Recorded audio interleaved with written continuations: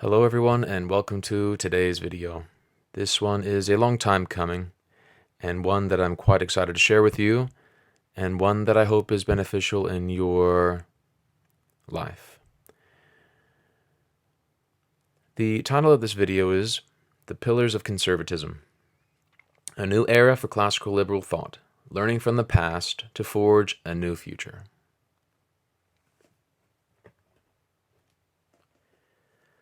I would like to begin by thanking you for sitting and listening to me today. I speak today on a matter of great importance that I think is worthwhile to prepare and to present. Today, I'm not going to try to rile you up. I'm not going to try to whip you up into a frenzy. This presentation is not for that purpose. Leave the frenzies and the whipping up to those who are ideologues and those who want to make one of you too. Who want to make you one too. Today I'm going to be talking to you about the pillars upon which you can build a solid conservative foundation. When I say conservative, I don't mean conservative in the sense that you must enter and join to the exclusion of all others, or that you must adopt some identity or be who someone else says you should be. That is entirely up to you. It's not something that we need to carry as a badge, but rather a way of looking at the world, fueled by knowledge, experience, humility, and an optimistic view of what the future can hold. That is why some people will call it a small c conservative, to distinguish it from any kind of party or association. In America, once upon a time, I could have called it classical liberalism, but today the words have been co-opted and spun around to become some new thing. The UK and Australia understand the meaning of the word liberal, and I commend them for being true to the meaning of that word. Although, I do have some criticisms for the liberals in the UK and in Australia, but that's for another video. I'm going to present to you today some pillars or foundation stones that you should understand and engage with to really understand the merits of conservatism or classical liberalism. The meaning of classical liberalism is of and pertaining to freedom. Freedom is a theme in the understanding, and the understanding is that the more freedom people have to make decisions for themselves, the better it is for those people. There is always the temptation of government to creep ever further into the lives of people, and the conservatives stand against that. We stand against that with reason, with debate, and the academic research that can thwart the attacks from the forces opposed to freedom that mostly deal in the realm of fantasy and emotion.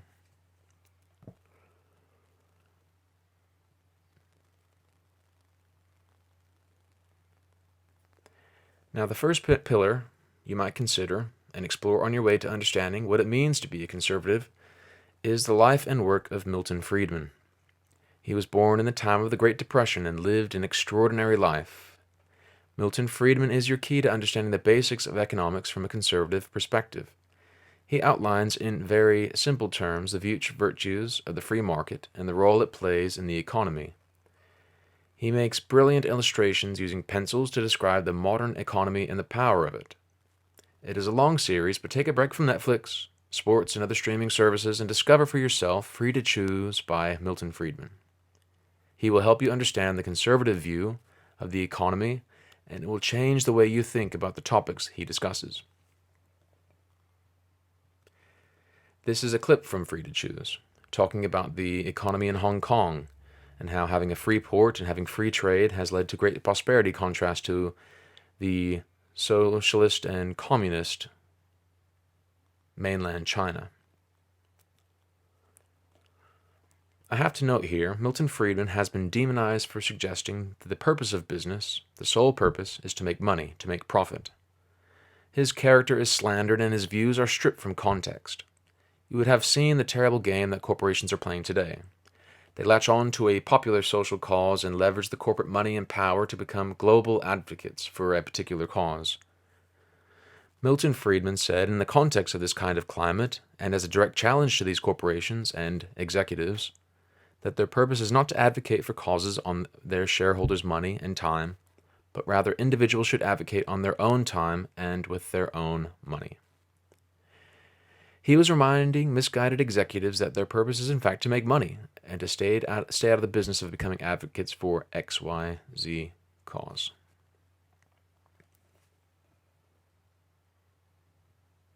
And this is the man in question.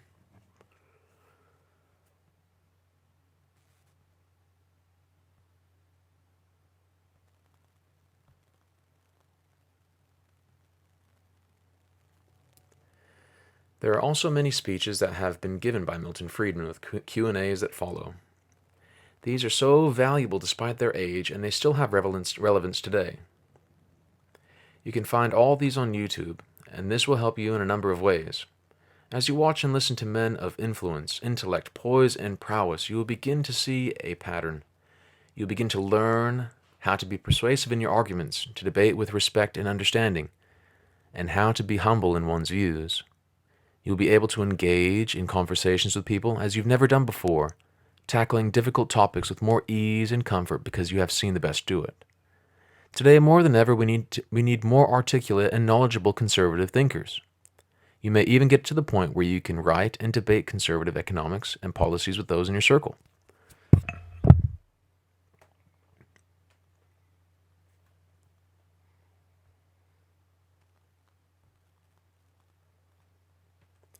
The second pillar is another resource from years ago. The figure of this pillar is William F. Buckley. William F. Buckley had a TV show called Firing Line. It is a remarkable show because he brought guests on from a variety of backgrounds and views, and he was able to have a conversation with them. It was long-form conversation before long-form became popular as it is today. It's one of the few places where a conservative thinker is free to voice his position, and once again, it is a pattern that you can follow. Firing Line covered decades of some of the major challenges in America, from the Vietnam War to civil rights, and so much more. If you've never been inspired or edified by a conversation, Firing Line is a place for you. So I encourage you to watch it. You'll see some of the faces of famous figures that he interviewed: Nixon, Friedman, Thomas Sowell, Muhammad Ali, Noam Chomsky, and many others. These are enlightening discussions.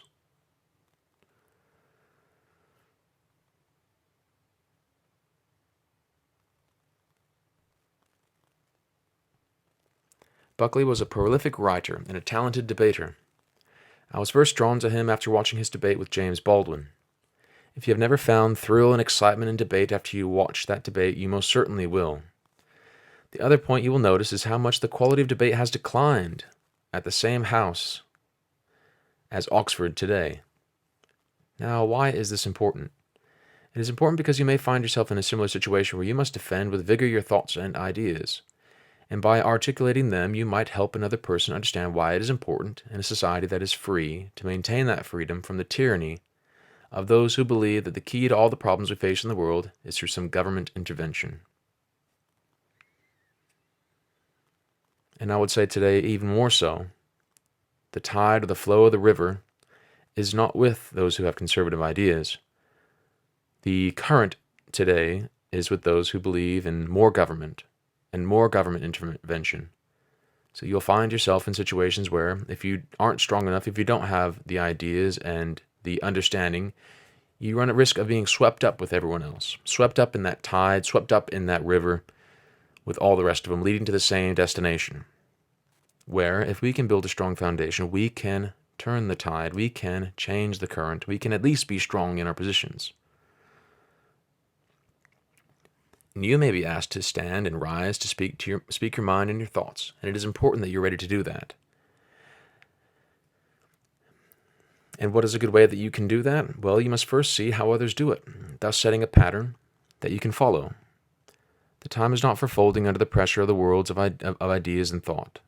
The time is to speak as a thinking human being capable of reasoning. I feel at times we are losing the battle of free speech. Losing the battle, as free speech is not awarded to us, but the way I see it, if those who are under the surface of the water continue to grow in understanding, even if we have to lay underneath the surface for a time, there will be a great swell that billows and rises to the surface, so that more and more people are free to speak. Now that takes time, of course. It takes training. But the question is, where can you go and get a conservative education today? Well, I have one resource for you, and this is the third point, the third pillar. This is an institution that you might find very helpful.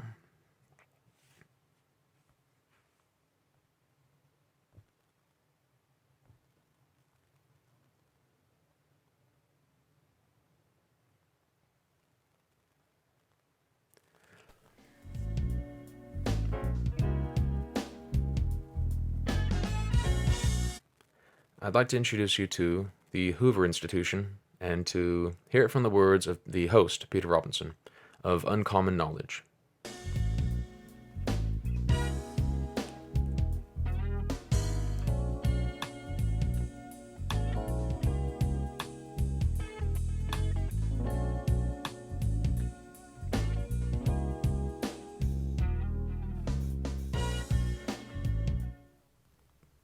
Hello, I'm Peter Robinson, a fellow here at the Hoover Institution, a think tank at Stanford University. I'm also the host of Uncommon Knowledge. Why, you might ask, is a think tank involved in putting on a television program?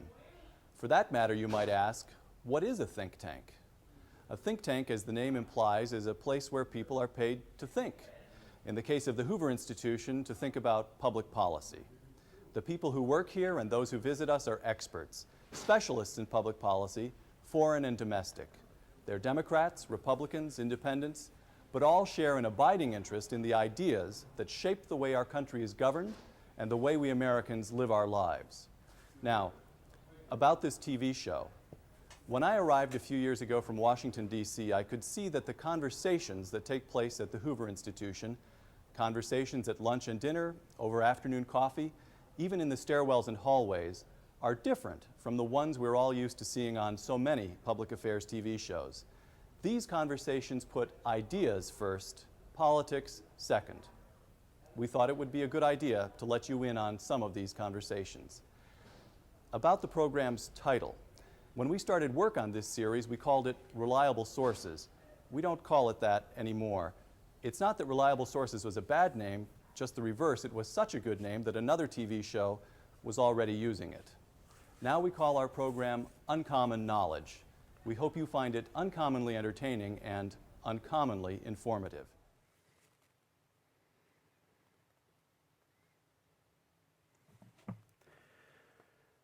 We have a serious issue in the Western world where much of the journalism has turned its back on the values that laid the foundation of their existence. The press has had a great responsibility, but also a great temptation to just become a sounding board that can have control over who comes to power in government and who doesn't. And I'm suggesting and proposing that we distance ourselves from that, that we separate somewhat. For too long, the home of conservatives has been Fox. Fewer and fewer people are going there for news and for information, as sadly they are playing much the same game as others are. I want to suggest to you a new kind of home for conservatives. I'm not going to mention the Daily Wire, but I want to give credit where it is due and the work that they are doing there. I'm going to suggest to you that to include in your pillar of your foundation the Hoover Institution at Stanford University. This is a place where ideas, freedom, and research flourish. The best of the best in many fields are gathered, and they churn out a vast swath of content, research, and books that will elevate your mind in ways you've yet to experience. I think it's time that we grew up. Fox News has had its role, and I don't expect it will vanish anytime soon, but there are greater sources we can look to that will help us establish a strong foundation on the values of freedom. And, as Peter Robinson said, to put ideas first and politics second. Whereas right now I think politics is first and foremost and right at the front. And perhaps that's led to some decline in civil society. Religion and politics were the two things that we weren't supposed to talk about at the dinner table. But ideas are always open for discussion, and ideas should be safe. I want to recommend to you to listen to Peter Robinson and watch his interviews on the show Uncommon Knowledge.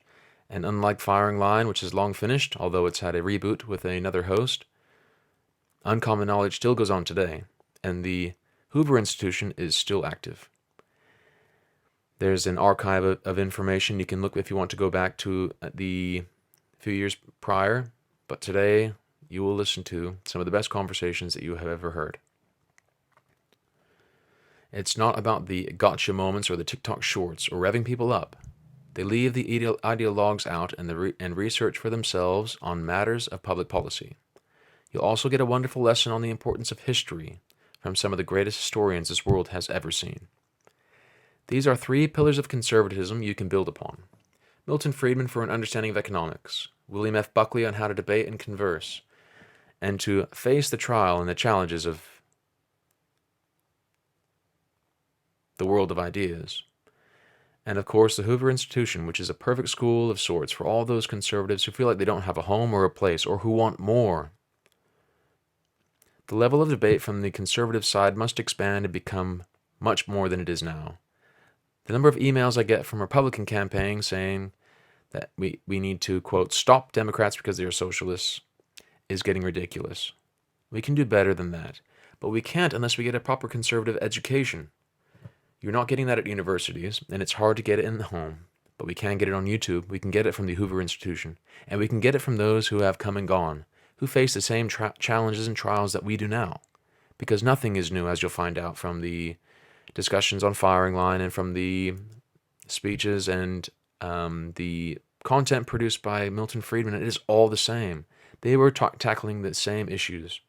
In 1980, William F. Buckley was talking with Thomas Sowell about the so-called gender pay gap. We can learn from the classical liberals of old, the conservatives of old with a small c, who were humble yet stood by the facts as they were discovered. The Hoover Institution will inspire your mind in ways you never thought possible. Be careful as you take this pathway, because you may find yourself becoming a historian, an economist, a debater, and a writer. These are the conservatives we need for the future, and we can learn from the past to get there.